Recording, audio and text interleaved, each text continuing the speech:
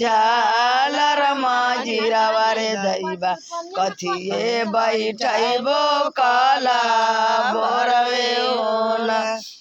मचिए बैठाए वो में झालरमा जिरावारे दैबा झालरमा जिरावारे दैबा पिरवे बैठैबो काला भरवे होना कथिए खियाए बो में झालरमा जिरावारे दैबा झालरमा जिरावारे दैबा कथिए खियाए बो काला भरवे होना दाल भात खियाए बो में झालरमा जिरावारे दैबा झालरमा जिरावारे दैबा खोवे खियाए बो काला भरवे होना।